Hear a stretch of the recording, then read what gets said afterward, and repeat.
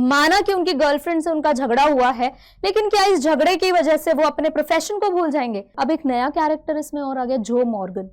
अब क्या होता है कि भाई देखो, बैकड्रॉप ये है स्टोरी का, देवदास बनना है या फिर आपको 3 इडियट्स वाला रैंचो बनना है, ठीक है। Hello my amazing Gen Zs and my lovely students, welcome to science and fun, a very warm welcome to your English session. I am Deepika, your English educator, and I hope कि आप लोग बिल्कुल फिट एंड फाइन हो। आज का जो chapter है हमारा, इट इज बर्थ, राइट, या स्नैपशॉट्स इस बुक में आपका प्रोज वाले पोर्शन में आ जाता है, राइट। सो ये चैप्टर लिखा है एजे क्रॉनिन ने, जिनकी बहुत ही फेमस बुक है द सीटाडेल। आगे आपको मैं दिखाऊंगी उसका कवर पेज, राइट। उसका एक्सेप्ट एक छोटा सा पार्ट है ये चैप्टर। अब पूरा का पूरा तो नॉवल हम नहीं प्रोवाइड कर सकते आपको, but those who are interested they can go for it, आप पढ़ सकते हो, it might be available online, okay. So ये जो चैप्टर है, it basically talks about some themes, right. एक छोटा सा बहुत प्यारा सा आप इंसिडेंट इसमें देखोगे जो कुछ प्रोमिनेंट थीम्स पर बात करता है। और ये चैप्टर ना नीट एस्पिरेंट्स या उन बच्चों के लिए बहुत स्पेशल होने वाला है जो मेडिकल प्रैक्टिशनर्स बनना चाहते हैं या मेडिसिन की दुनिया में कुछ अमेजिंग करना चाहते हैं, ठीक है। लेकिन अब आप ऐसा मत सोचना कि कब से नीट एग्जाम में या इस तरह के कोई एग्जाम में इंग्लिश आने लगी। सो ऐसा कुछ नहीं है। थियोरेटिकली ये चैप्टर में भी आपको हेल्प ना करे, बट कुछ पर्टिकुलर थीम्स ये आपको ऐसे सिखाया जाएगा जो as a doctor I am sure जो डॉक्टर्स बनना चाहते हैं वो ये चीजें नहीं भूलना चाहेंगे। सबसे प्रोमिनेंट थीम जो इस चैप्टर का है वो ये है कि भाई एजे क्रॉनिन अपने इस छोटे से प्यारे से चैप्टर से हमें कुछ मेडिकल एथिक्स सिखा जाते हैं। सिर्फ थियोरेटिकल नॉलेज एक डॉक्टर के लिए आई डोंट थिंक कि इतनी इंपॉर्टेंट है जितना उसका एक्सपीरियंस एंड उसकी ऑब्जर्वेशन मैटर करती है। इनफैक्ट डॉक्टर के लिए ही क्यों, ये तो हमारे हर एक फील्ड में इंपॉर्टेंट है, राइट। तो ये हम इस चैप्टर से जानेंगे। सेकेंडली, ये चैप्टर बात करेगा बहुत ही इंपॉर्टेंट टॉपिक पे, जो है कि भाई किस तरह से पर्सनल और प्रोफेशनल लाइफ के बीच में एक थिन लाइन ड्रॉ करना एक्सट्रीमली इंपॉर्टेंट हो जाता है। अक्सर ऐसा होता है कि भाई हमारी पर्सनल लाइफ में कुछ ना कुछ इश्यूज चल रहे होते हैं। आप लोग बहुत अच्छे से ये बात समझ सकते हो कि बहुत से रीजंस होते हैं जिसकी वजह से आपकी पढ़ाई अफेक्ट कर रही होती है। मैं बोलूंगी नहीं, बट आई एम श्योर आपको पता है मैं किस तरफ इंडिकेट कर रही हूँ, राइट। तो कुछ ऐसी चीजें होती है जो हमारे प्रोफेशनल लाइफ को हैम्पर करती है, राइट। तो ये चैप्टर हमें दिखाता है, सिखाता है कि किस तरह से अगर हम इन दोनों के बीच में एक थिन लाइन ड्रॉ करके रखेंगे तो दोनों ही हैम्पर नहीं होंगी, ठीक है, प्रोमिनेंटली अगर देखा जाए। और इस तरह के प्रोफेशन में जहां पर आप किसी की लाइफ बचा रहे हो, आप उसकी लाइफ गंवा भी सकते हो अगर ये मेंटेन नहीं रहा। थर्डली, ये चैप्टर हमें सिखाता है कि कैसे डिफिकल्ट सिनेरियो में आप अगर प्रॉब्लम्स को या जो भी आपके साथ सिचुएशन है, सिनेरियोज है, उसको कैटेगराइज करें, प्रायोरिटाइज करें कि भाई पहले ये इंपॉर्टेंट है तो इसको कर लिया जाए, देन उसके बाद वाला काम, तो बहुत इजीली बड़ी से बड़ी प्रॉब्लम सॉल्व हो सकती है। तो इस चैप्टर को हम कैसे प्रोसीड करेंगे, मैं फटाफट से आपको दूंगी एक चैप्टर आउटलाइन। थीम मैंने आपको बता दी है एंड आई एम श्योर यहाँ से इंटरेस्ट डेफिनेटली डेवलप हुआ होगा कि भाई ऐसा क्या है इस अमेजिंग से चैप्टर में, तो वो आपको मैं बता ही दूंगी। हम लोग करेंगे चैप्टर आउटलाइन, यानी कि एक शॉर्ट समरी, बिकॉज कुछ बच्चे ऐसे होंगे आई एम श्योर जो एग्जाम से एक दिन पहले देखेंगे और उनके लिए फटाफट से ये चैप्टर जानना बहुत जरूरी है। तो उनके लिए मैं थोड़ा सा स्पून फीड कर दूंगी यहाँ पर। चैप्टर आउटलाइन हम लेंगे एंड फॉर दो स्टूडेंट्स भाई जो रेफरेंस टू कॉन्टेक्स्ट वगैरह जिनको प्रॉब्लम है कि भाई बीच में से कोई क्वेश्चन आ जाता है एंड कुछ क्वेश्चंस ऐसे होते हैं जो लॉन्ग आंसर टाइप है, जस्टिफाई द स्टेटमेंट, उस सब के लिए लाइन बाय लाइन मैं आपको ये चैप्टर एक्सप्लेन करूंगी और उसके बाद मैं आपको हार्डली 2 to 3 क्वेश्चंस इस चैप्टर के दूंगी जो बहुत इंपॉर्टेंट है। और अगर वो आप एक्सेल कर जाते हो तो इस चैप्टर का कोई भी क्वेश्चन आपके लिए डिफिकल्ट नहीं होगा, राइट। तो हम लोग जल्दी से आगे बढ़ते हैं।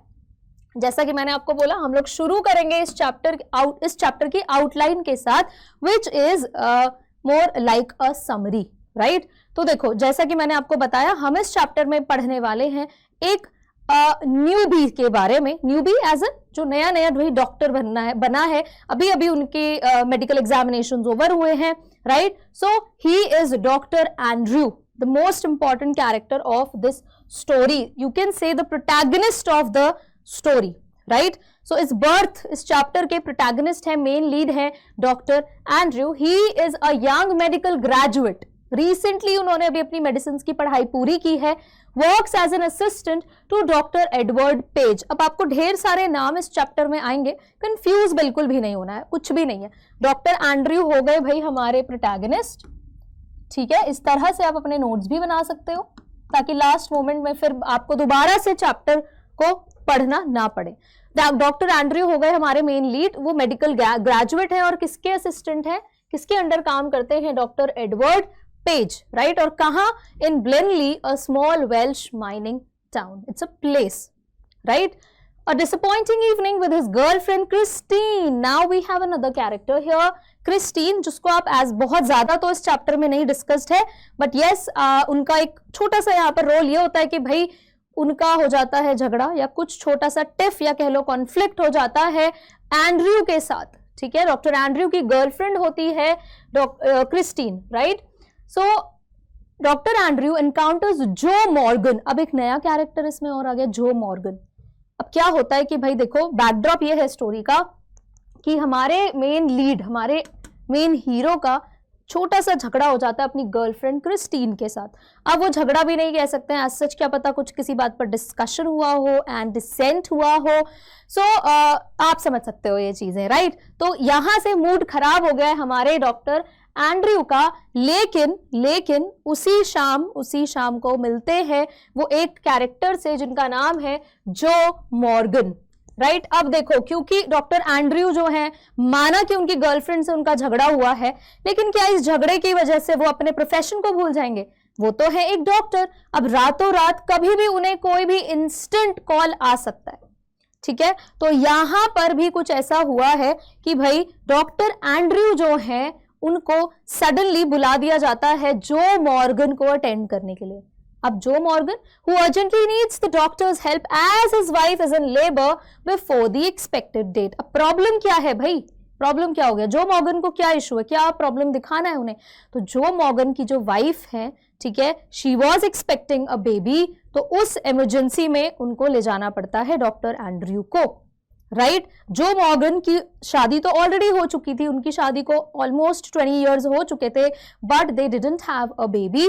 नाउ इज द टाइम, अब जाके finally they were expecting a baby. तो बहुत ही क्रूशियल था उनके लिए ये moment, right. And they wanted कि भाई यहां पर डॉक्टर एंड्रयू उनकी वाइफ की हेल्प करे। जो Morgan's wife is giving birth to their first child after almost 20 years of marriage. जैसा कि मैंने आपको बताया, जो मॉर्गन की जो वाइफ है, ठीक है, इनका नाम इस चैप्टर में मेंशन है सुजन। अभी आएगा आगे, आप देखोगे। तो वो आफ्टर 20 इयर्स, शादी के 20 साल बाद वो एक बेबी को एक्सपेक्ट कर रही हैं। Doctor Andrew arrives at the Morgan household and realises he will have to wait before the delivery. अब मॉर्गन जो है वो पहुंचते हैं, ओके, डॉक्टर एंड्रयू जो है वो पहुंचते हैं मॉर्गन के घर पर, राइट। और देखो, बीइंग अ डॉक्टर ऐसा तो नहीं है कि सीधा जाके बस वो ऑपरेट ही कर देंगे। You have to wait for the correct time, for the right time, है ना। तो यहां पर डॉक्टर एंड्रयू रियलाइज करते हैं कि यार अभी थोड़ा सा रुकना पड़ेगा, जिस टाइम डिलीवरी का जो टाइम होगा उस टाइम तक थोड़ा वेट करना पड़ेगा। Once called upstairs, doctor Andrew witnesses the birth of a lifeless baby boy after an hour of struggle. तो काफी डिलेमा वाली सिचुएशन के बाद, बहुत देर बाद स्ट्रगल करके उनको रियलाइज होता है कि यार जो बेबी पैदा हुआ है वो तो लाइफलेस है, ओके, उसमें तो जान ही नहीं है। Prioritizing the mother's safety, Dr. Andrew works to save her first, noticing her diminishing energy। अब यहाँ इस कॉम्प्लेक्स सिचुएशन में कि भाई पहले मदर की हेल्प करे या पहले बेबी की हेल्प करे, यहाँ पर डॉक्टर एंड्रयू अपने काम के हिसाब से प्रायोरिटाइज करते हैं मदर की हेल्थ को। पहले उन्हें थोड़ा सा काम डाउन फील कराते हैं and then he switches towards the baby, और फिर वो उसी प्रेजेंस ऑफ माइंड में उस बेबी की भी हेल्प करते हैं। Turning his attention to the stillborn child, Dr. Andrew recalls a method he read about for reviving infants with asphyxia pallida. Okay, asphyxia pallida, I'm so sorry. Okay, तो यहाँ पर देखो क्या होता है कि भाई वो डॉक्टर बने हैं, अभी अभी उन्होंने अपनी पढ़ाई खत्म की है, बहुत रीसेंट, ऐसा नहीं है कि बहुत ज्यादा टाइम हो गया है। तो सब कुछ करने के बाद भी जो बेबी है वो स्टिल बॉर्न पैदा हुआ है, वो सांस नहीं ले रहा है, ही इज डेड, राइट। अब यहाँ पर क्या होता है कि भाई सडनली उनको याद आता है उस उस chaotic सिचुएशन में, उस मेसी सिनेरियो में कि भाई उन्होंने कभी तो एक तरीका सीखा था इस तरह के सिचुएशन से बाहर निकलने का। अब ये सिचुएशन उन्होंने क्या उनको नाम दिया, मेडिकल नेम है इसका एस्फीजिया पेलिडा। ये क्या होता है? ये होता है भाई ऐसा सिचुएशन जब किसी भी न्यूबॉर्न बेबी को सफोकेशन होती है, वो इजीली ऑक्सीजन जो है ब्रीथ नहीं कर पाता है। तो इस सिचुएशन से निकलने का उन्होंने एक प्रैक्टिकल तरीका सीखा था कभी पास्ट में, तो भाई वो यही चीज याद करते हैं उस इतने हेक्टिक और इतने सीरियस माहौल में, इतने ट्रैजिक माहौल में। वाई? बिकॉज उन्होंने अपना काम और प्रेजेंस ऑफ माइंड बनाए रखा। ठीक है। Dr. Andrew employs alternate hot and cold water treatment along with rubbing the baby's body with a rough towel to stimulate breathing. और डॉक्टर एंड्रयू इसी तरह से ये पर्टिकुलर मेथड यूज करते हैं, हॉट बेथ देते हैं, देन कोल्ड पानी में उस बच्चे को डालते हैं और इस तरह से जगल करते हुए बच्चे को वो फाइनली नॉर्मल कर देते हैं। A medical miracle occurs as the child finally breathes and Dr. Andrew persistently works until the baby cries. और मेडिकल मिरेकल हो जाता है भाई, मिरेकल हो गया बिल्कुल वहां पर, बिकॉज बच्चा जो है वो रोना शुरू कर देता है। रिमेंबर 3 इडियट्स में जैसे होता है। ठीक है, तो यहाँ पर इस तरह से वो मेडिकल मिरेकल होता है एंड लास्ट मोमेंट तक डॉक्टर एंड्रयू जो है फुल ऑन एफर्ट्स डालते हैं, 100% एफर्ट्स डालते हैं कि मुझे किसी तरह भी इस बच्चे को बचाना है, despite having all his personal problems. Past देखो उनका भी पीछे रिसेंटली ही प्रॉब्लम चला है, तो मेंटली वो बड़े एग्जॉस्टेड थे, परेशान थे, उनको रेस्ट चाहिए था, बट उन्होंने अपने काम को प्रायोरिटाइज किया। उस मोमेंट में उन्होंने उस अपने काम को 100% दिया।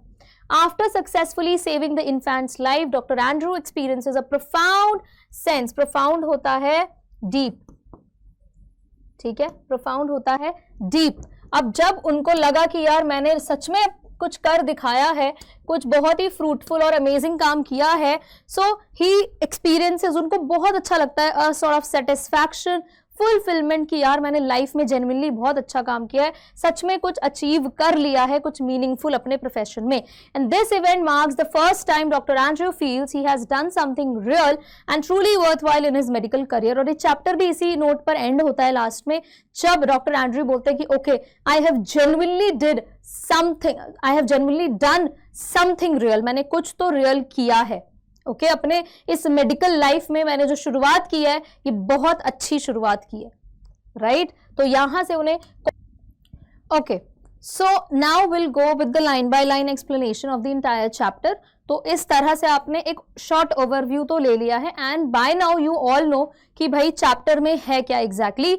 सो ये चैप्टर बर्थ के बारे में तो है ना, लेकिन हमेशा हम लोग पढ़ते हैं पॉइंट ऑफ व्यू बर्थ का, भाई कि मदर्स पॉइंट ऑफ व्यू क्या है, फादर्स पॉइंट ऑफ व्यू क्या है एंड किस तरह से स्ट्रगल होता है। बट एक डॉक्टर का पॉइंट ऑफ व्यू क्या है, भाई कितना स्ट्रगल एक डॉक्टर को करना पड़ता है despite having you know all his personal problems. क्या क्या इश्यूज होते हैं उनकी लाइफ में, क्या चीजें चल रही होती है दिमाग में। चैप्टर के बीच में आप देखोगे कि कितने सारे कॉन्फ्लिक्ट उनके दिमाग में चल रहे होते हैं, डॉक्टर एंड्रयू के दिमाग में, and still he sidelined all that. वो हर चीज को इग्नोर करते हुए आगे बढ़ते हैं और इस काम को उसके सक्सेस तक पहुंचाते हैं। क्लियर? सो आप देखोगे आपका जब चैप्टर स्टार्ट होता है तो देयर इज अ पार्ट जहां पर आपको थोड़ा सा इसका बैकड्रॉप दिया है। देखो क्या, in this excerpt from the Citadel, Andrew Manson, newly out of medical school, has just begun his medical practice as an assistant to Dr. Edward Page in the small Welsh mining town of Blenheim. Now, यहाँ पर हमें doctor Andrew के बारे में बताया है कि भाई द सीटाडेल से ये एक्सर्प्ट लिया है, it's a part from this book citadel, okay, the citadel in fact. So Andrew Manson इनका पूरा नाम है, ये अभी अभी मेडिकल स्कूल से बाहर आए हैं, इनकी थियोरेटिकल पढ़ाई सारी पूरी हो चुकी है, अब इनका ट्रेनिंग का टाइम है जब ये रियली अपने किसी पेशेंट से डील करेंगे। ओके, अभी तक तो बुक में सब कुछ पढ़ लिया, सारा कुछ एग्जाम दे दिया, अब बारी आती है इनको प्रैक्टिकल अपनी नॉलेज को प्रैक्टिकली अप्लाई करने की। और वो किसके यहाँ पर काम करते हैं, he worked as an assistant, ये एक असिस्टेंट, एक हेल्पर का काम करते हैं टू डॉक्टर एडवर्ड पेज, नाम याद रखना, कहां पर, इन ब्लेनली। क्लियर?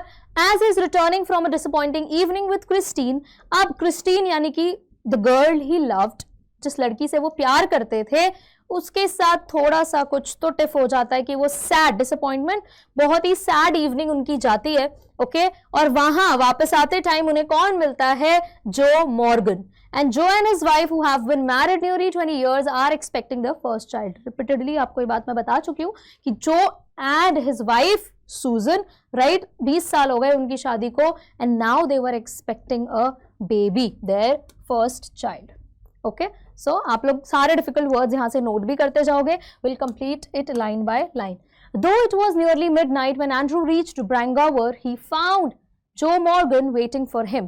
Now, अभी देखो मिडनाइट हुआ था, आधी रात थी, अब शाम तो भाई गर्लफ्रेंड के साथ गड़बड़ हो गई, सारी लड़ाई हो गई या जो भी हो गया, और सब कुछ तो डिसअपॉइंटिंग वहां पर हुआ। And he was coming back, जब एंड्रू जो है ब्रिंगावर पहुंचते हैं, ओके, इट्स अ प्लेस जहां वो प्रोबेबली रहते होंगे, ही फाउंड जो मॉर्गन वेटिंग फॉर हिम। वहां पर कौन वेट कर रहा था? जो Morgan. Walking up and down with short steps between the closed surgery and the entrance to the house, at the sight of him, the burly driller's face expressed relief. तो ऐसा लग रहा था कि जो मॉर्गन काफी देर से वहां पर वेट कर रहे थे, किसका? वो वेट कर रहे थे एंड्रू का। Okay, At the sight of him, the burly driller's face. Now, who is this burly driller? ये बात हो रही है जो की, कि जैसे ही जो की नजर पड़ती है एंड्रू पर, सडनली उनके फेस पर एक रिलीफ आ जाता है कि थैंक गॉड, मैं इतनी देर से जिस इंसान का वेट कर रहा हूं, he is finally here. Okay, what is the meaning of barley? Barley is well built, heavy, एकदम स्टर्डी, जॉनी ब्रावो जैसी बॉडी वाला इंसान, राइट? तो ये किसके लिए यूज हुआ है? ये यूज हुआ है जो मॉर्गन के लिए। Now he says, a doctor, I am glad to see you, I've been back and forward here this last hour. The Mrs. wants here before time too. अब देखो किस तरह से बोल रहे हैं, बहुत ही कॉमन मैन्स लैंग्वेज यहाँ पर यूज की है, ऐसा नहीं है कि यहाँ पर कोई स्पेसिफिक बहुत हेवी वोकैबुलरी यूज की है। देखो किस तरह से वो बात कर रहे हैं, आउट ऑफ वरी, टेंशन में भी है, परेशान भी है। So he says that I am so happy to see you, glad is happy, कि मैं बहुत खुश हूं आपको यहाँ देखकर, मैं इधर से उधर कर रहा हूं, I have been back and forward here this last hour, पिछले 1 घंटे से मैं यहाँ घूम रहा हूं।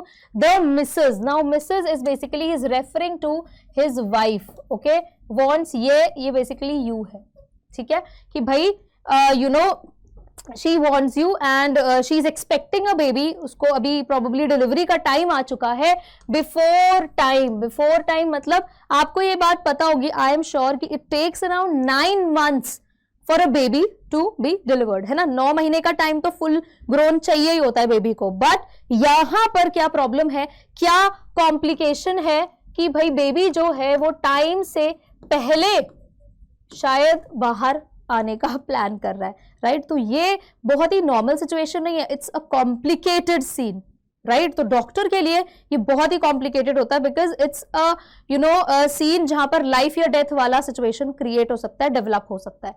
Andrew abruptly recalled from the contemplation of his own affairs, told Morgan to wait.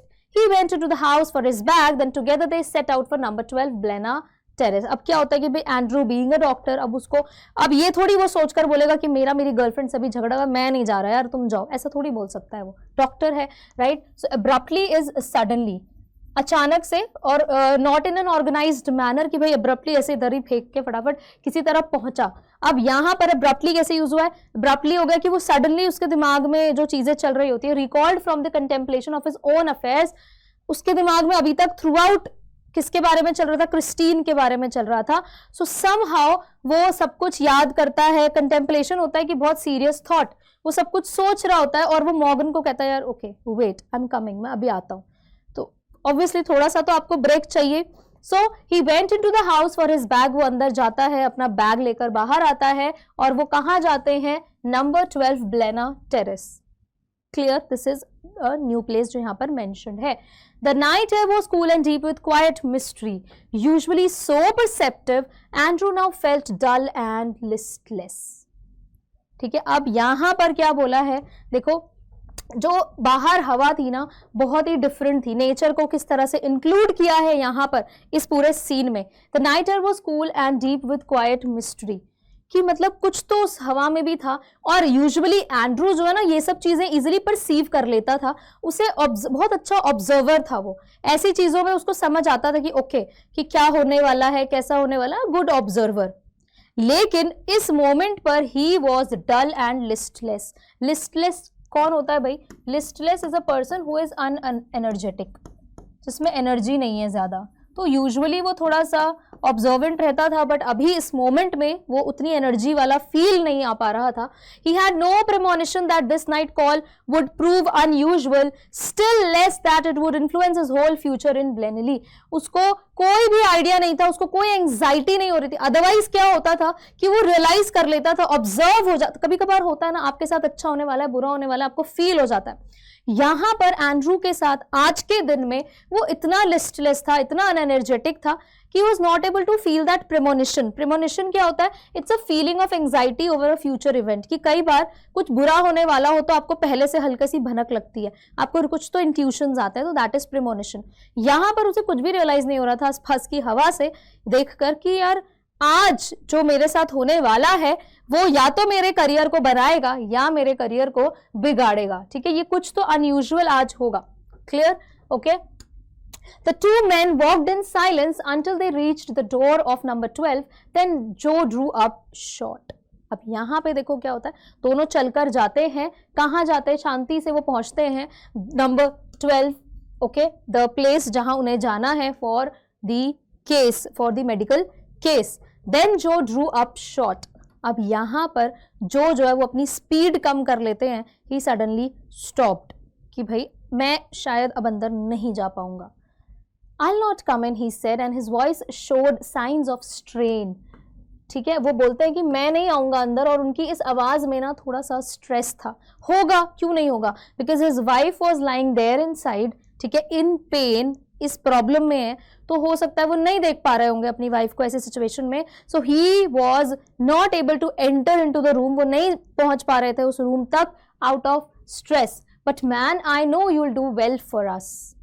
है ना? तो यहाँ पे देखो एक सेंस ऑफ होप हमें देखने मिला. किसकी आईज में? जो की आईज में, टूवर्ड्स द डॉक्टर, डॉक्टर की तरफ की आई नो तुम बचा लोगे, आई नो तुम कर लोगे. Right? Inside a narrow stair led up to a small bedroom. अब अंदर क्या होता है, एक पतली सी सीढ़ी जो है वो बेडरूम तक जाती है. Clean but poorly furnished. सब कुछ सफाई थी, साफ सुथरा था, बट पुअरली फर्निश्ड मतलब बहुत वेल डेवलप्ड वो घर नहीं था. पुअरली फर्निश्ड मतलब वहां पर जो भी चीजें थी वो उतनी अच्छी नहीं थी, डैमेज्ड थी probably. And lit only by an oil lamp. और उस घर में क्या था? सिर्फ एक ऑयल लैम्प से वहां पर लाइट ऑन थी, जला हुआ था. वहां पर जो भी रोशनी थी वो इस ऑयल लैम्प की थी. तो यहां से हमें इंडिकेट हो जाता है कि यार बहुत ही एफ्लुएंट फैमिली से नहीं थे जो मॉर्गन. राइट? बहुत ही ज्यादा वेल्दी फैमिली से नहीं थे. Here Mrs Morgan's mother. और वहां पर एंट्री किसकी होती है? मिसेस मॉर्गन की मदर की. Clear?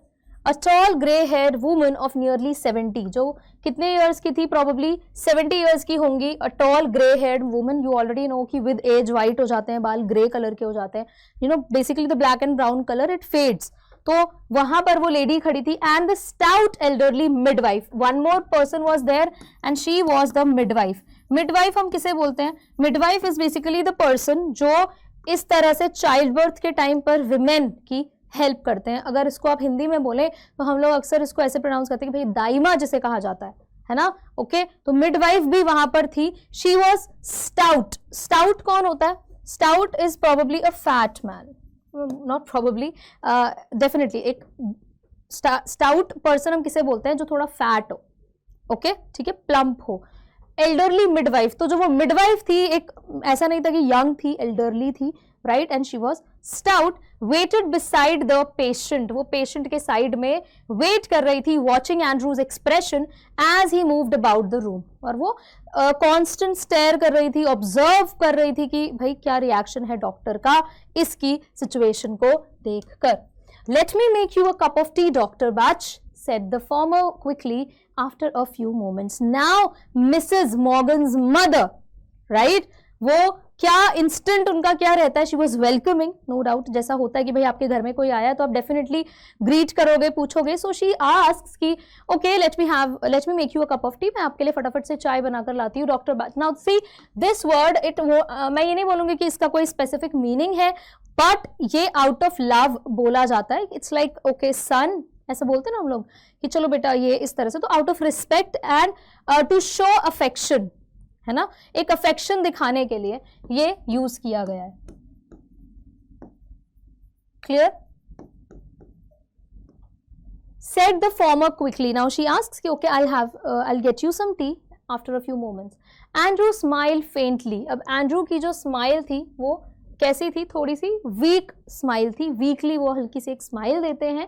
He saw that the old woman, wise in experience, realized there must be a period of waiting, that she was afraid he would leave the case, saying he would return later. यहाँ पर doctor Andrew realise करते हैं कि ये जो lady है ना, ये जो मुझसे चाय के लिए पूछ रही है, ये काफी एक्सपीरियंस्ड है. वाई? बिकॉज उन्हें शायद ये बात समझ गए वो कि ये इसलिए मुझसे बात भी कर रही है, बिकॉज इन्हें कहीं ना कहीं लगता है कि मैं शायद ये जो पीरियड ऑफ वेटिंग, अब थोड़ा बहुत जो भी मैं यहाँ आया हूँ, मैं रुका हूँ अभी, मुझे क्योंकि इंस्टेंट ऑपरेट नहीं हो सकता, आपको थोड़ा सा ऑब्जर्व करना पड़ता है, तो कहीं वो ये सोच रहे हैं कि मैं यहाँ से चला जाऊंगा. वाई? बिकॉज ये केस थोड़ा कॉम्प्लिकेटेड था. ओके और उनको ये डर था मिसेस मॉर्गन की मदर को कि यार ये एक बार गए तो ये बोल देंगे कि मैं अभी आ रहा हूं, बट ये नहीं आएंगे, ही विल लीव, राइट. तो उनको कंफर्ट देने के लिए डॉक्टर एंड्रू देखो क्या बोलते हैं, don't freight mother, I will not run away. Freight is worry, कि मदर आप प्लीज टेंशन मत लो, मैं कहीं नहीं जा रहा हूं, आई विल बी हियर, मैं यही हूं, कहीं नहीं जा रहा हूं, परेशान मत हो, right. Down in the kitchen he drank the T which she gave him. और फिर नीचे किचन में वो चाय देती हैं और वो चाय पी लेते हैं. Overwrought as he was, he knew he could not snatch even an hour's sleep if he went home. Overwrought क्या मतलब होता है कि भाई वो इतना ज्यादा पैनिक थे और सैड थे, डिप्रेस्ड थे कि भाई he knew कि उनको he could not even snatch an hour's sleep. इसका क्या मतलब है कि अगर वो घर भी जाते हैं तो उनको 1 घंटे की नींद भी नहीं मिलने वाली है, इतना ज्यादा वो परेशान थे. तो देखो किस तरह से इसको लिखा गया है. Look at this phrase, he could not snatch even an hour's sleep. वो 1 घंटे की नींद भी स्नैच नहीं कर पाएंगे. स्नैच अदरवाइज क्या होता है, इस तरह से झपटना, खींचना, राइट. तो 1 घंटे की नींद मिलना भी उन्हें मुश्किल है. आउट ऑफ हिज सैडनेस, वो इतना ज्यादा परेशान थे. He knew too that the case here would demand all his attention. और ये भी उन्हें पता था कि यहाँ जो केस है यहाँ पर उन्हें फुल्ली अटेंटिव रहना पड़ेगा. A queer lethargy of spirit came upon him. Queer का मतलब क्या होता है, स्ट्रेंज. ओके एक अजीब सी lethargy. Now what is lethargy? Lethargy होता है having low energy. It's already written here, ठीक है. लेथार्जी का मतलब होता है कि भाई जब आपके अंदर बहुत ही लो एनर्जी रहती है, लेथार्जिक स्टेट हम बोलते हैं ना, तो बहुत ही स्ट्रेंज उनके अंदर एक अनएनर्जेटिक फील था.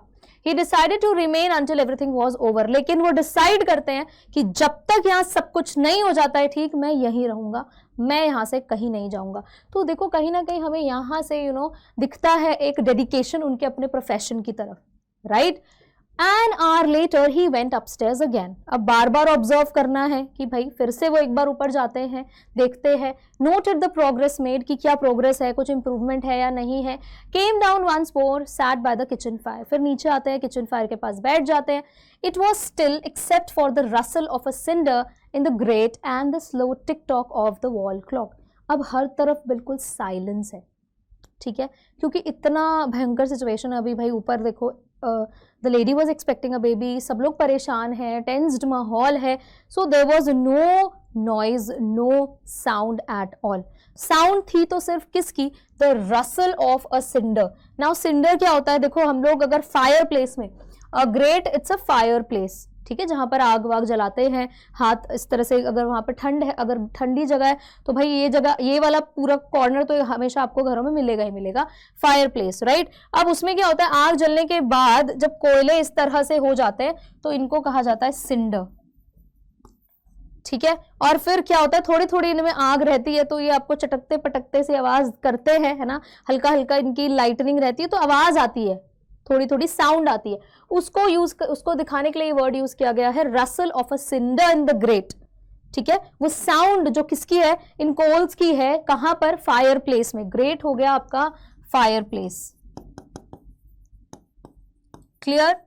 And the slow TikTok of the wall clock. और हल्की हल्की क्या साउंड आ रही है, टिकटॉक की साउंड आ रही है जो वॉल क्लॉक लगी है उसकी.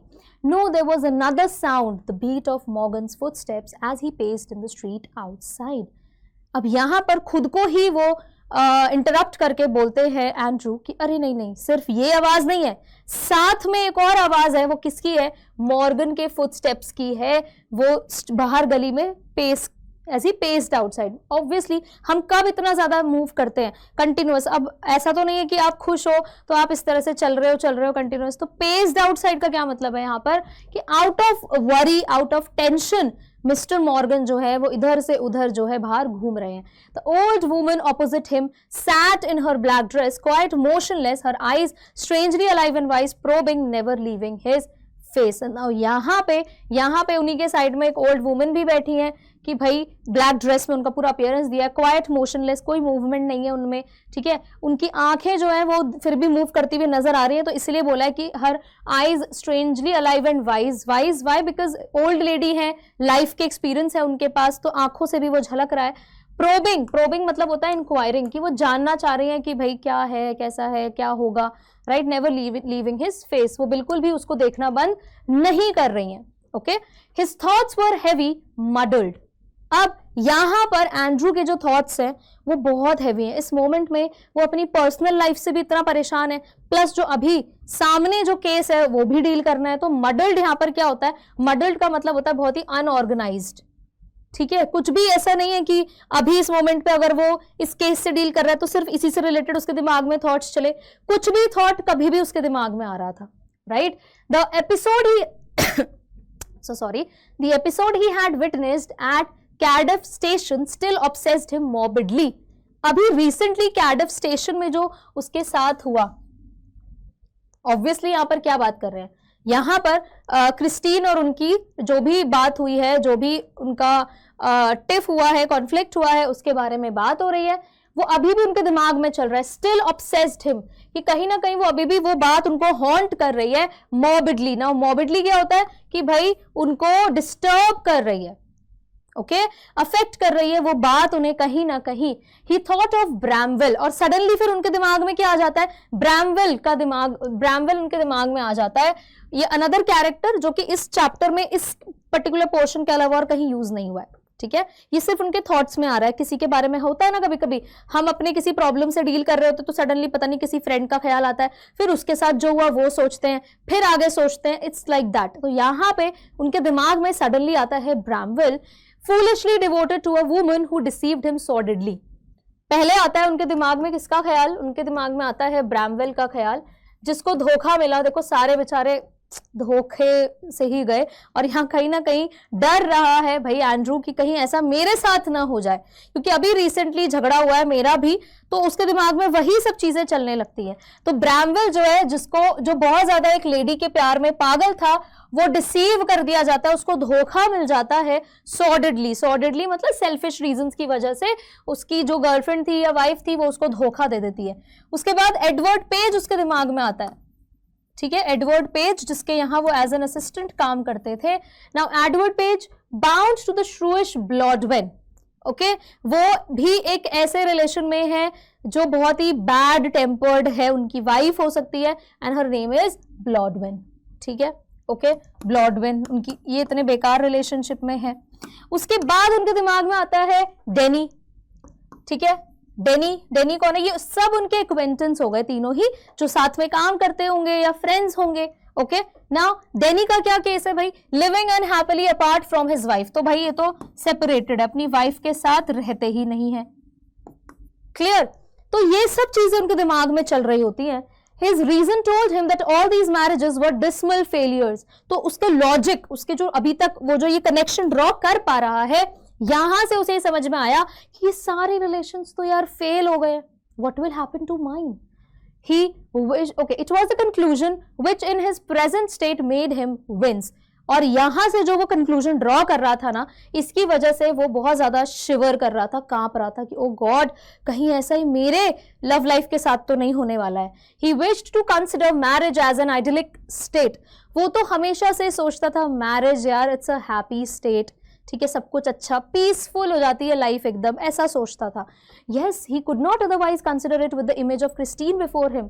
तो इसके अलावा वो क्रिस्टीन की और कोई इमेज नहीं सोच सकता। वो अपने आगे क्रिस्टीन को बिल्कुल भी बाकी जैसी लव लाइफ है वैसे वो नहीं इमेजिन कर पा रहा था, ठीक है। उसके लिए मैरिज का मतलब था एक आइडियलिक स्टेट, एक happy state, peaceful state, right. तो ये सब कंफ्यूजन चल रहा था उसके दिमाग में। Her eyes shining towards him admitted no other conclusion.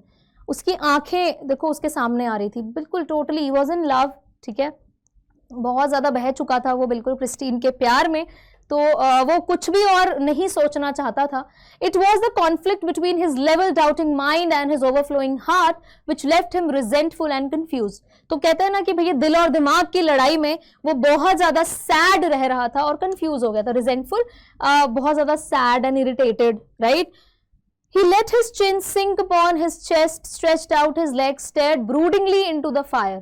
और इस सब में सोचते सोचते वो थोड़ा सा कंफर्ट वाली पोजीशन पर आ गया था और अपनी ये सारे पेनफुल मेमोरीज के बारे में सोचते सोचते वो फायर की तरफ देख रहा था. He remained like this so long and his thoughts were so filled with Christine that he started when the old woman opposite suddenly addressed him.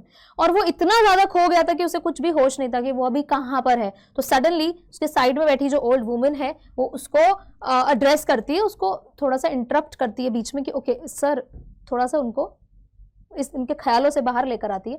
Her meditation had pursued a different course. Her meditation, her यहाँ पर कौन है, her meditation is basically referring to Christine, कि भाई Christine के जो ख्याल थे, ठीक है, वो कहीं और ही ले गए थे उन्हें फॉलो, कहीं मतलब वो बिल्कुल ही खो गए थे क्रिस्टीन के ख्यालों में. लेकिन द ओल्ड वुमन वो वापस लेकर आती है उन्हें करंट वर्ल्ड में और क्या बोलती है, देखो सबसे पहला उनका क्या रहता है sentence, Susan said not to give her the chloroform if it would harm the baby. Susan कौन है, Susan Joe's wife, okay. So she says कि भाई सूजन ने कहा था कि क्लोरोफॉर्म मुझे मत देना बिकॉज ये जो है मेरे बेबी को हार्म करेगा, प्रॉब्लम कर सकता है. She is awful set upon this child. She is awful set upon this child का क्या मतलब है कि वो बहुत ज्यादा डेडिकेटेड है अपने इस बच्चे की तरफ, सिर्फ उसके बारे में सोच रही है अभी और कुछ नहीं सोच रही है. Doctor batch, okay. Her old eyes warmed at a sudden thought. फिर वो ये बोलकर, कुछ तो उनके दिमाग में आता है सडनली कि मैंने क्या बोला, okay. She added in a low tone, फिर वो और ऐड करके बोलती है, we all are, I fancy. Okay, no, सिर्फ वो नहीं, हम भी सिर्फ बच्चे के बारे में सोच रहे हैं अभी, राइट. हमें किसी भी हाल में वो बेबी चाहिए बिकॉज देखो 20 साल हो गए थे, कोई बेबी नहीं था, सो उनके लिए ये बहुत ज्यादा इंपॉर्टेंट मोमेंट था. He collected himself with an effort. अब वो अपने खुद ही इतनी प्रॉब्लम्स में है तो वो किसी तरह खुद को मैनेज करता है. कलेक्ट करने का मतलब क्या है कि कहीं टूट थोड़ी गया है वो, नो, वो अपने सारे थॉट्स को वापस से गैदर करता है. And he said I won't do any harm it won't do any harm the anaesthetic, कि जो एनेस्थीजिया मैं इन्हें दूंगा इससे कोई नुकसान नहीं होगा, don't worry. He said kindly they will be all right, वो दोनों ठीक होंगे, आप बिल्कुल भी परेशान मत हो. Here the nurse's voice was heard calling from the top landing. और फिर उसके बाद नर्स की आवाज आती है ऊपर के फ्लोर से. Andrew glanced at the clock which now showed 3:30. Andrew जो है फटाफट से वो क्लॉक की तरफ देखते हैं, ठीक है, जो हाथ में पहनते हैं वो वॉच जो वॉल पे लगी होती है वो क्लॉक, राइट. वो क्लॉक को देखते हैं, एक झलक ग्लैंस होता है, क्विक आप एक लुक देते हो और टाइम क्या हो रहा था, 3:30, 3:30, ठीक है, 3:30 बज रहे थे रात के. He rose and went up to the bedroom. वो उठते हैं, रोज past tense, ठीक है, rise का past tense है, वो उठते हैं बेडरूम की तरफ जाते हैं. He perceived that he might now begin his work. और अब वो समझ जाते हैं कि अब मेरा काम यहाँ पर शुरू होता है. An hour elapsed. और इस तरह से 1 घंटा पास हो जाता है. elapsed मतलब past, 1 घंटा बीत जाता है. It was a long harsh struggle. बहुत, देखो ऐसा नहीं है कि ये सच बात है कि मदर्स बहुत स्ट्रगल करती हैं, फैमिली बहुत स्ट्रगल करती है, but on the same side वहां पर बहुत बड़ा स्ट्रगल होता है, डॉक्टर्स का भी बहुत बड़ा रोल होता है. वो भी देखो घंटों जो है उस बॉडी पर ऑपरेट कर रहे होते हैं, तो उनके लिए भी बहुत चैलेंजिंग होता है, बहुत डिफिकल्ट स्ट्रगल होता है. Then as the first streaks of dawn strayed past the broken edges of the blind, the child was born lifeless. Now यहाँ पे देखो क्या बोल रहे हैं कि जैसे ही the first streaks यहाँ पर आपके स्नैपचैट स्ट्रीक्स नहीं है, ये है रेज ऑफ द सन, ठीक है. पहली जो सुबह की रे पड़ती है कहां से आती है, वो इस ब्लाइंड से. We call this part of the window a blind, ठीक है. इस तरह से जो है आप ऊपर नीचे करते हो ना इसको, तो यहां से पहली रे जो पड़ती है ब्रोकन एजेस से, ब्लाइंड के टूटे हुए पोर्शन से, बेबी जो है वहां पैदा हो जाता है, बट लाइफलेस. लाइफलेस का मतलब क्या हो गया, डेड, ओके. बेबी जो था वो जिंदा नहीं था. As he gazed at the still form, a shiver of horror passed over Andrew. और जैसे ही वो स्टिल बॉडी को देखते हैं कि भाई इसमें तो कोई मूवमेंट ही नहीं है, still form still body, a shiver passed on, you know, वो घबरा जाता है, डर जाता है, हॉरर की पूरी शिवरिंग एंड्रू की बॉडी से पास ऑन होती है। After all that he had promised, because उसने तो अभी प्रॉमिस किया था कि कुछ नहीं होगा, लेकिन ये क्या हो गया? His face heated with his own exertions, chilled suddenly. अभी तक उसके खुद के जो एफर्ट्स लग रहे थे, एक्सर्शंस हो गए, एफर्ट्स, फोर्स, उस सब की वजह से जो बॉडी उसकी हीटेड थी, अब सडनली वो ठंडी पड़ गई। Okay, he hesitated, torn between his desire to attempt to resuscitate the child. Okay, this is a new word here. Resuscitate का मतलब क्या होता है कि भाई to revive something या someone, right? अब यहाँ पे वो थोड़ा सा hesitated feel कर रहे थे, torn between his desire मतलब ऑब्वियसली बात है, इतनी देर से जिस चीज को अचीव करने के लिए वो स्ट्रगल कर रहे थे, जब देखा कि यार ये तो लाइफलेस है, अब क्या होगा? ये तो 3 इडियट्स वाला पूरा वो सीन हो गया, आपके दिमाग में चल रहा होगा कि ये अब क्या किया जाए। ओके, जिस बच्चे को रिवाइव करने के लिए वो पूरा मेहनत कर रहा था, और व्हाट अबाउट द ऑब्लिगेशन, इसकी जो ड्यूटी थी टुवर्ड्स मदर, वो खुद इतने डेस्परेट स्टेट में थी, वो अब उस सब का क्या? Okay, the dilemma was so urgent he did not solve it consciously, कि इतना ये जो कंफ्यूजन था ये इतना अर्जेंट था, सब कुछ इतना इमीडिएट था कि अब उसे कुछ भी ऑब्वियसली क्या ही समझेगा वो इस सिचुएशन में, राइट? तो हाफ कॉन्शियसली वो हर काम करे ही जा रहा था, ब्लाइंडली, इंस्टिंक्टिवली। इंस्टिंक्टिवली का मतलब होता है नेचुरली, कि अब जैसा नेचुरली उससे हो रहा था वो सब कुछ कर रहा था। He gave the child to the nurse and turned his attention to Susan Morgan. मैंने आपको अभी स्टार्टिंग में बोला था कि थीम जो है यहाँ से देखो, अब वो कैसे कैसे देखो प्रायोरिटाइज करता है चीजों को। तो अभी बेबी तो लाइफलेस है, अब उसका दुख मनाए या इस बात का दुख मनाए कि यार उसने प्रॉमिस किया था, उसकी ऑब्लिगेशन थी इनको बचाना, नहीं कर पाया, इस सब में वो क्या करे? तो जो लाइफलेस है वो तो उसने नर्स को पकड़ा दिया एंड फटाफट से उसने अपना रोल निभाया एज अ डॉक्टर टुवर्ड्स सूजन मॉर्गन। ओके, जो कोलैप्स्ड है बिल्कुल इस डिलीवरी के बाद, नाउ बहुत ही वीक हो गई है, थक हार के, ऑलमोस्ट पल्सलेस, उसकी भी जो पल्स है वो बहुत स्लो हो गई है, and not yet out of the ether. Ether is basically the anaesthesia, अपने उस हाफ डेज्ड सिचुएशन से वो बाहर नहीं आई है upon her side. His haste was desperate, अब जो भी वो हरी रश कर रहा था वो बहुत डेस्परेट था, उसे किसी भी तरह सूजन की जान बचानी थी। A frantic race against her ebbing strength, frantic is बिल्कुल पागलों की तरह, panic stricken, out of panic वो जो भी कर रहा था अगेंस्ट हर एबिंग। एबिंग होता है वीकनिंग, अब उसकी स्ट्रेंथ, उसकी जो ताकत थी वो भी स्लो डाउन हो रही थी, तो वो लगा हुआ था फ्रैंटिकली, बिल्कुल फेवरिशली वो काम कर रहा था। It took him only an instant to smash a glass ampoule and inject the medicine, और 1 सेकेंड में, विद इन फ्यू सेकेंड्स या फ्यू मिनट्स कह लो, उन्होंने फटाफट से एक इंजेक्ट किया medicine. Okay, smash a glass ampoule, ampoule क्या होता है? देखो, ampoule is this bottle basically जहां से मेडिसिन आप देखो ना इंजेक्ट करते हो, राइट? सो 1 मिनट नहीं लगा उन्हें फटाफट से इसको को खोल के मेडिसिन इंजेक्ट करने में। Then he flung down the hypodermic syringe and worked unsparingly to restore the flaccid woman, कि भाई उस सॉफ्ट और वीक वुमेन को किसी तरह भी रीएनर्जाइज करना है, रिवाइव करना है। After a few minutes of feverish effort her heart strengthened, he saw that he might safely leave her.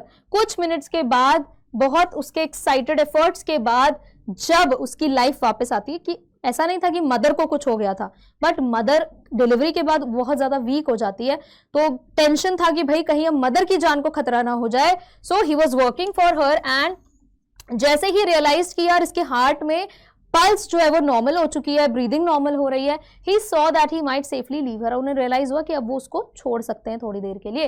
He swung round in his shirt sleeves, his hair sticking to his damp brow. Now अब वो जब पीछे पलटते हैं, उनका काम था baby की तरफ, राइट? लेकिन वो लाइफलेस था, सो इतने स्ट्रगल में he was sweating badly, right? उनके फेस से पूरा लग रहा था कि बहुत बुरा अभी कंडीशन है, बहुत बुरी सिचुएशन है। Where is the child? The midwife made a frightened gesture.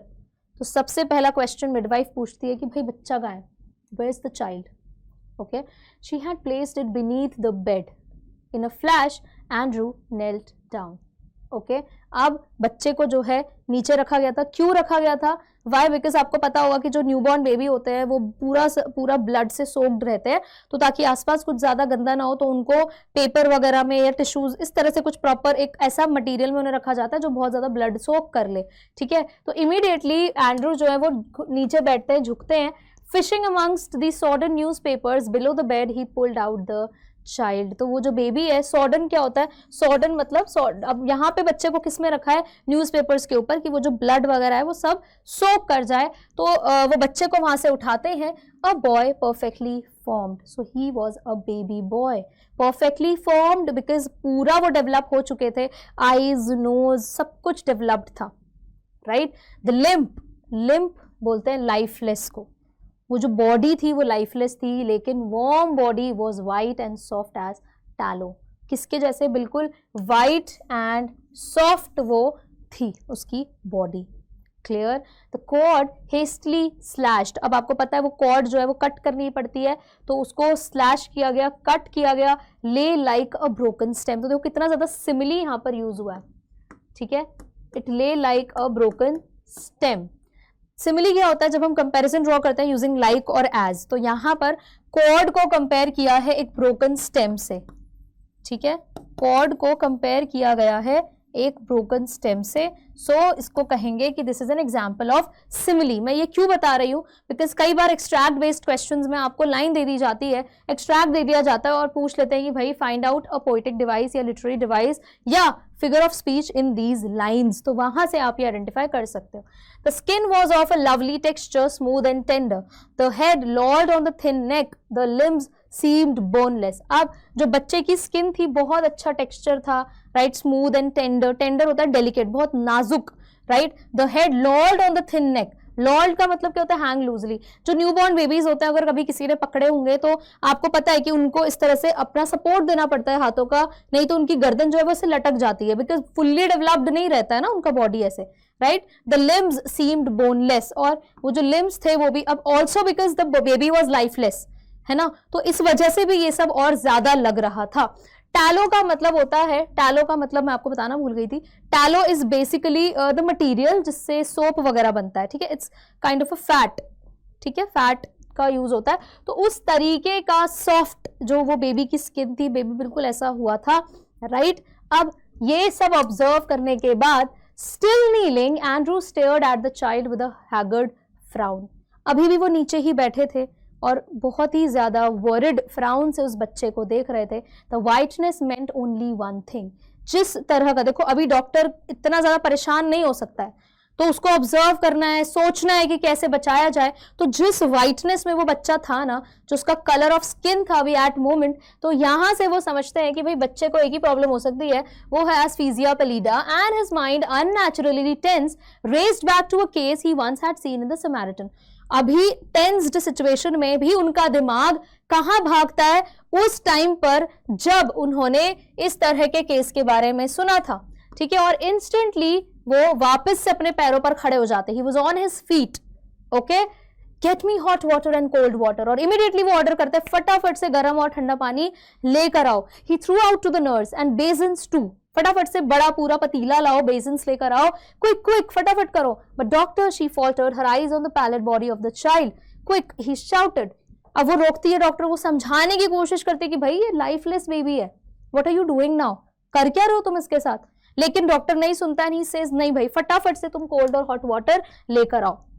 Snatching a blanket, he laid the child upon it and began the special method of respiration. जैसे बहुत से तरीके आपने अगर मूवीज में भी देखा हो, आई एम श्योर 3 Idiots का ही रेफरेंस लगेगा, लेकिन वहां पर तो यार ऑल इज वेल बोलकर सारा काम चल जाता है, ठीक है। यहाँ पर जेन्युइनली थोड़ा सा ये सब करना पड़ता है। तो यहाँ पर उन्होंने रेस्पिरेशन के बहुत सारे तरीके अपनाने की कोशिश करी, right. The basins arrived, the ewer, the big iron kettle, frantically he splashed cold water into one basin. अब वो क्या कर रहे थे, उनके कहने पर सब चीजें लाई गई, बेसिन्स आए, ठीक है। द यूअर, इस तरह के जग को बोला जाता है ewer, okay. And the big iron kettle लेकर आए, ठीक है, जिसमें कि पानी गरम वरम करना हो तो वो भी हो जाएगा। Frantically he splashed cold water into one basin, ठंडा पानी उन्होंने फटाफट से जल्दी जल्दी इस हरिड मैनर में डाला एक बेसिन में। Into the other he mixed water as hot as his hand could bear, दूसरे में उन्होंने गर्म पानी डाला जो कि इतना था कि भाई उनके स्किन ठीक रहे। अब ऐसा भी नहीं कि एकदम गर्म कि भैया स्किन ही जल जाए किसी की। Then like some crazy juggler, बिल्कुल एक जगलर के जैसे, आपने सर्कस वगैरह में देखा कैसे जगल करते हैं, उसके जैसे ही hurried the child between the two, वो बच्चे को उन दो बेसिन्स में इधर से उधर जंप करवा रहे थे। Now plunging it into the icy, कभी ठंडे पानी के बेसिन में, now into the steaming bath, तो कभी उस गर्म पानी के बेसिन में। 15 मिनट्स पास्ट, ऐसे करते करते टोटल 15 मिनट निकल गए। Sweat was now running into Andrews eyes, और ये करते करते इतना ज्यादा स्ट्रेस और परेशानी में वो थे कि भाई स्वेटिंग हो रही थी, उन्हें पसीना आ रहा था, बिल्कुल आंखों के पास तक पहुंच गया था, ब्लाइंडिंग हिम, जिससे कि उनको शायद प्रोबेबली दिख भी नहीं रहा था ठीक से। One of his sleeves hung down dripping, एक स्लीव तो उनकी खुलकर नीचे जो है पानी में ही निकल गई, और उसकी वजह से वो भी ड्रिप कर रही थी क्योंकि पानी से गीली हो गई थी, टपक रहा था पानी उसमें से। हिज ब्रेथ केम पैंटिंगली, और अब वो जो सांस भी ले रहे थे तो वो हाँफ रहे थे, okay. But no breath came from the lax body of the child, लेकिन इस सब में उस बच्चे में सांस नहीं आई। Lax body, lifeless body.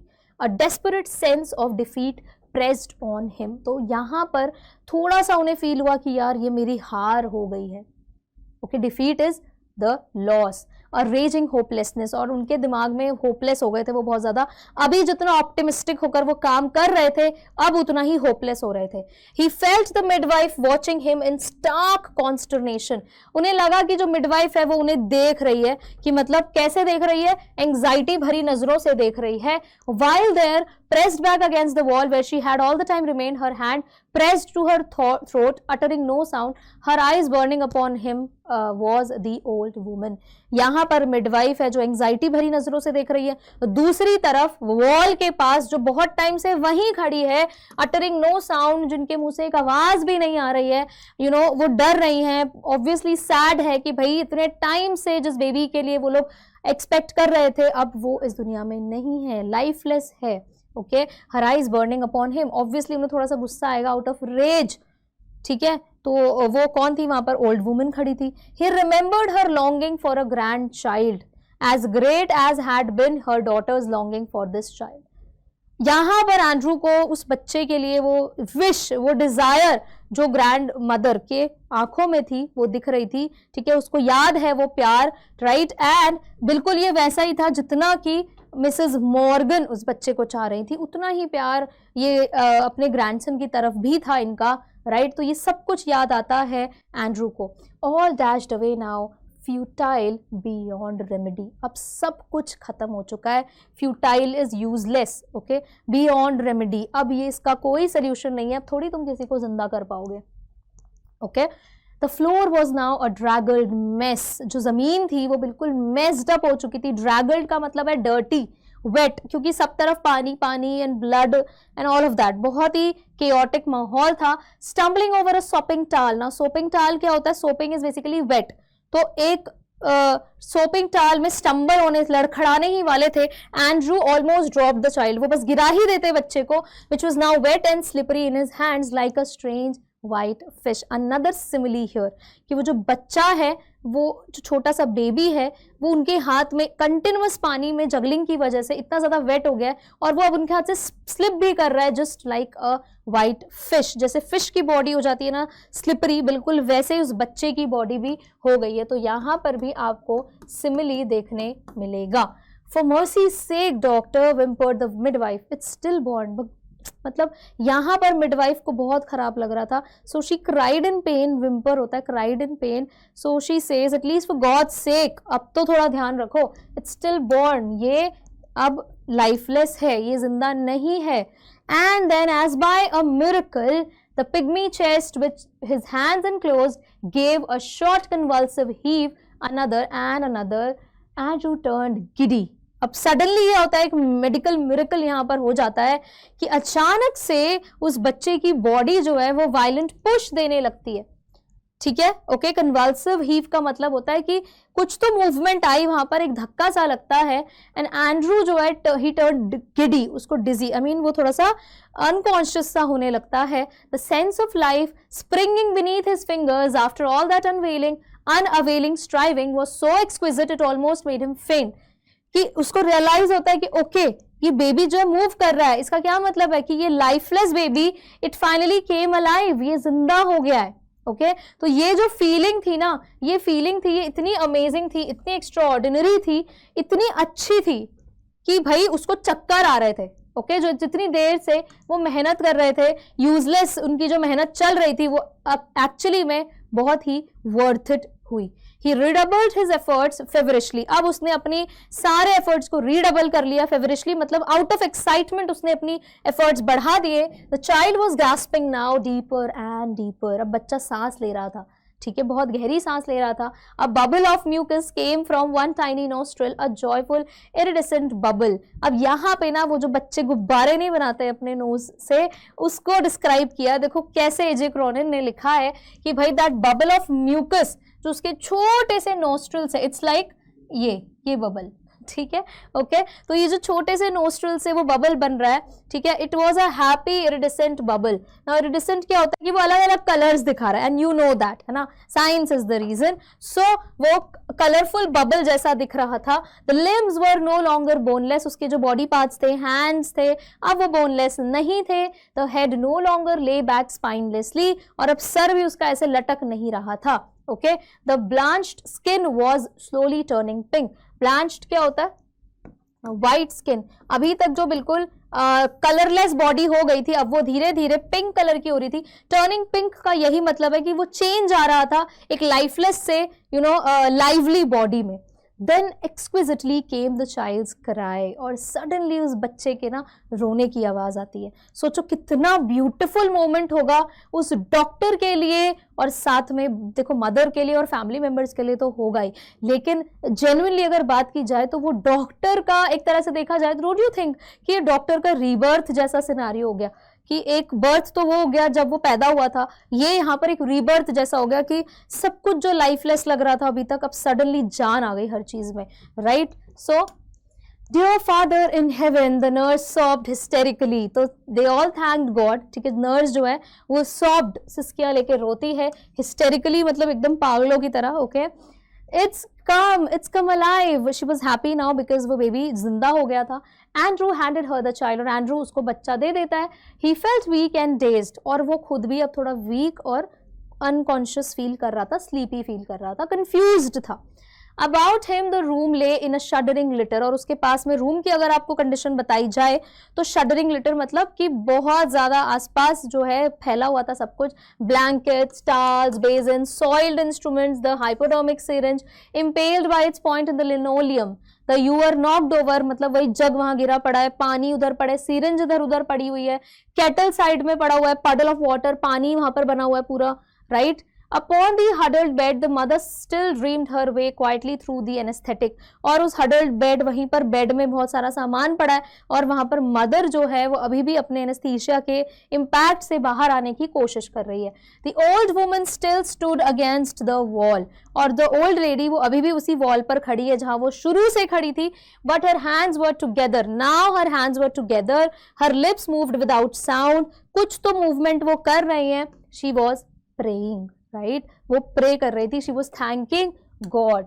Mechanically Andrew wrung out his sleeve, pulled on his jacket. अब इसके बाद डेफिनेटली अब यहाँ से एंड्रू के जाने का टाइम था, सो ही रंग आउट। रंग आउट का मतलब कहते हैं निचोड़ना, ठीक है, उनके स्लीव्स जो पूरी तरह से भीग चुके थे उन्होंने उसे रंग आउट किया, and he pulled on his jacket, अपनी जैकेट पहनी।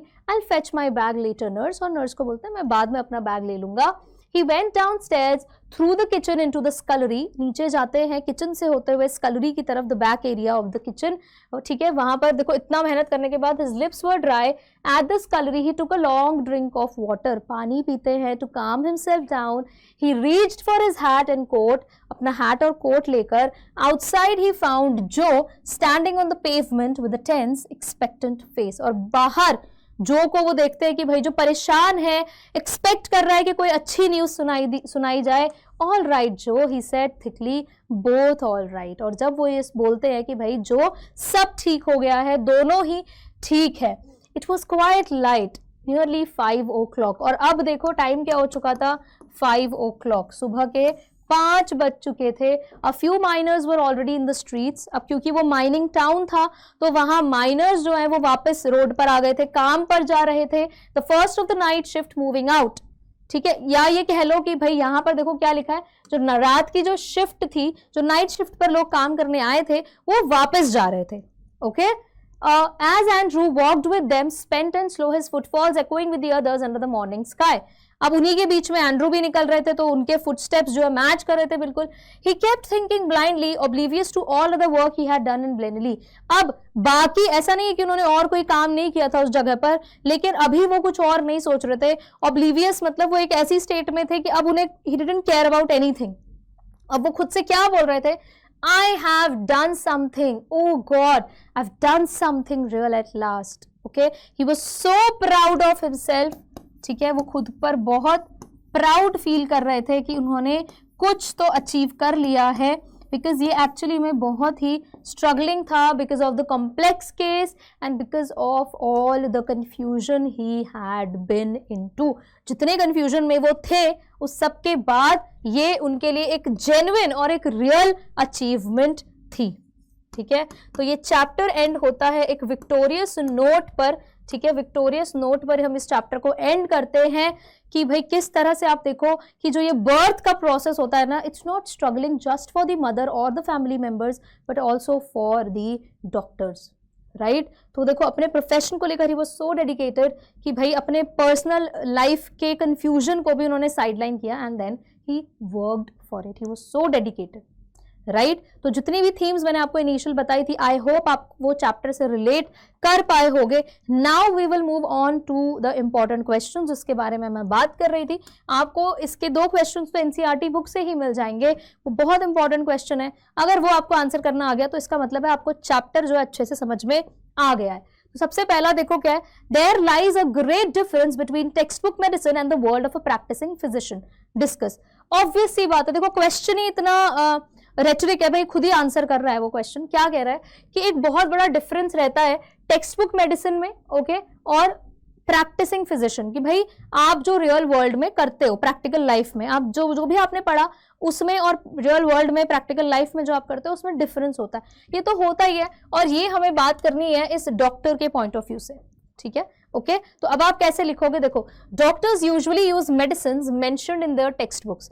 अब यूजुअली क्या होता है, डॉक्टर्स जो है वो अपनी टेक्स्ट बुक से, उन्हें कैसे पता होता है कि इस बीमारी की ये दवा देनी है, बिकॉज उन्होंने पढ़ा होता है, तो यूजुअली वो यही यूज करते हैं। ठीक है, बट इन सीरियस इमरजेंसीज, लेकिन इस तरह का जो इमरजेंसी केस हमने अभी देखा, doctors real world experience and quick thinking matter more than what they learn in books.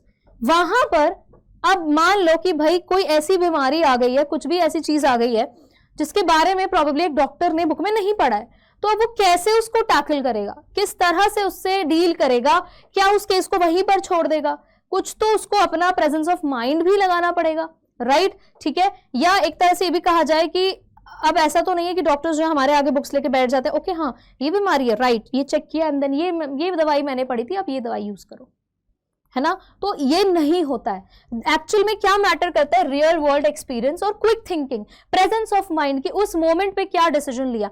Imagine कि समवन गेट्स हर्ट बैडली, किसी को बहुत ज्यादा चोट आ गई, बिटन बाय अ स्नेक और ऑलमोस्ट ड्राउन्स। ठीक है, अब इमीडिएट हेल्प चाहिए उस केस में the closest doctor might not have everything needed for such cases. अब नियर बाय जो डॉक्टर है उसके पास वो सब चीजें नहीं है, मान लो वो दवाई भी नहीं है जो उसने पढ़ी है कि स्नेक बाइट वाले केस में क्या करते हैं, तो क्या वो उस टाइम पर उस अपने पेशेंट को अटेंड नहीं करेगा। सो आइडियली उस डॉक्टर को क्या करना चाहिए इस सिचुएशन में, भाई फर्स्ट एड इज क्रूशियल, है ना। आपको क्या करना चाहिए वो जरूरी है, फर्स्ट एड एटलीस्ट आप दे दो तो बस इंसान की जान बच सकती है ना, until they can get proper care at a hospital. अब ऐसा नहीं है कि आप अपने जस्ट बिकॉज वो आपके एरिया का पेशेंट है तो आप उसे कुछ भी दवाई दे दोगे आपके बुक्स में लिखी है, नो, है ना, तो आपको अपना प्रेजेंस ऑफ माइंड भी यूज करना है। The doctor might not have all the fancy tools, doctor के पास सारे फैंसी टूल्स नहीं हो भले ही, but they use their practical knowledge to do the best they can.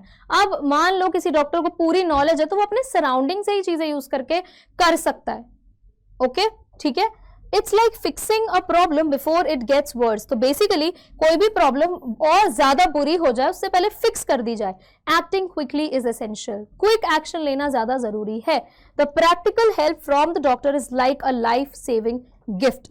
अब इस मोमेंट में अगर आप सोचो कि भाई एंड्रू को नहीं याद आता, नहीं वो सोचता, नहीं वो स्ट्रेस डालता इस बात पर कि भाई जो ये प्रोसेस है हॉट और कोल्ड वाटर बेथ जो दिया था उसने बच्चे को, अगर वो नहीं सोच पाता इसके बारे में तो क्या होता, है ना, वो बच्चे की लाइफ नहीं बचा पाते, राइट। तो आप यहाँ पर थ्रू आउट हमने डॉक्टर की बात की, आप एग्जाम्पल के तौर पर एंड्रू वाला पार्ट भी एक्सप्लेन कर सकते हो अगर आपकी वर्ड लिमिट थोड़ी ज्यादा है। क्लियर, ठीक है। Explain the portion giving Dr. Andrews example। ठीक है, आप वो भी एग्जाम्पल दे सकते हो, वो कोई गलत नहीं होगा, right. Next, Dr. Andrew faced the biggest dilemma of his life that night. How did he act and save 2 lives? उस रात सबसे बड़ा कंफ्यूजन डॉक्टर एंड्रू फेस कर रहे थे। कैसे उन्होंने जान बचाई? 2 जिंदगियां बचाई उस दिन उन्होंने। देखो, doctor Andrew had an important task, सबसे जरूरी काम था उनका क्या?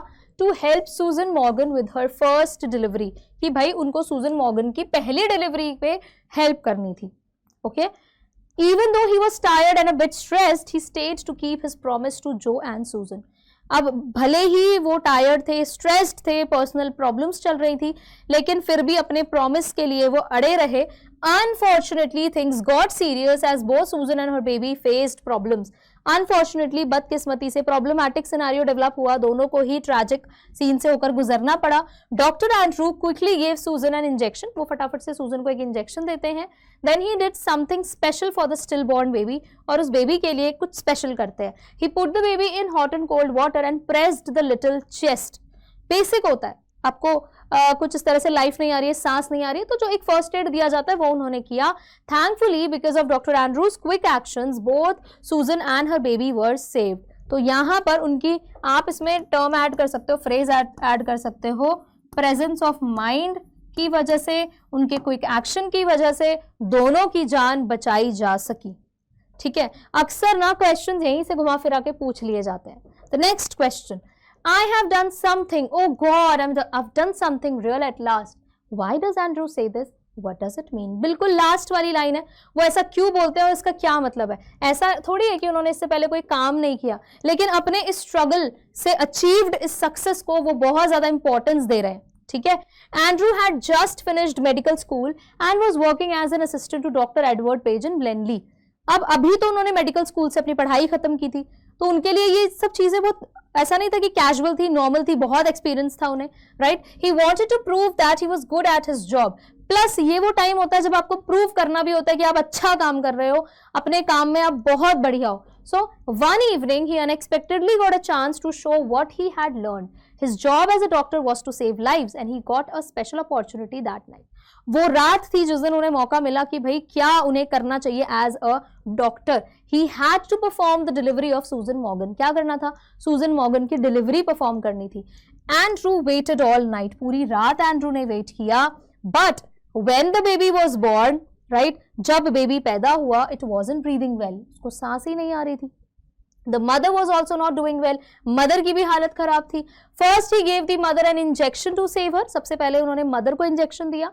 Then he turned his attention to the newborn baby. तो इतने को कितने अच्छे से कैटेगराइज किया, बिकॉज ही न्यू की यार बेबी ऑलरेडी लाइफलेस है, तो पहले एटलीस्ट मदर को बचाया जाए। So he did that. Andrew remembered a method, so he put the baby in warm water and then in icy cold water. तो ये मेथड उन्हें याद था, उन्हें सिखाया गया था, कभी उन्होंने ऑब्जर्व किया होगा। So he did that, he repeated that. His hard work paid off, और उनका ये हार्ड वर्क फाइनली काम आया। The baby started breathing and crying. Andrew felt really good because he had saved both the mother and the baby's lives. Okay, बिल्कुल वो रैंचो वाली feeling थी। तो एक चीज समझ लो, आप ही के पास ऑप्शन है कि भाई आपको अपने ये medical ethics, professional life, personal life, ये सब चीजें सीख कर देवदास बनना है, या फिर आपको 3 इडियट्स वाला रैंचो बनना है, ठीक है? तो चॉइस इज योर्स। क्लियर? सो आज का ये सेशन हम यहीं पर खत्म करते हैं, and I hope you love the chapter, because ये बहुत ही इंपॉर्टेंट है आपके एग्जाम पॉइंट ऑफ व्यू से, एंड आई एम श्योर इन क्वेश्चन से आपको हेल्प मिलेगा। I have completed the outline as well, तो वहां से आप सब्जेक्टिव आंसर्स को और अच्छे से अटेम्प्ट कर सकते हो। So I will see you in the next class. Thank you everyone.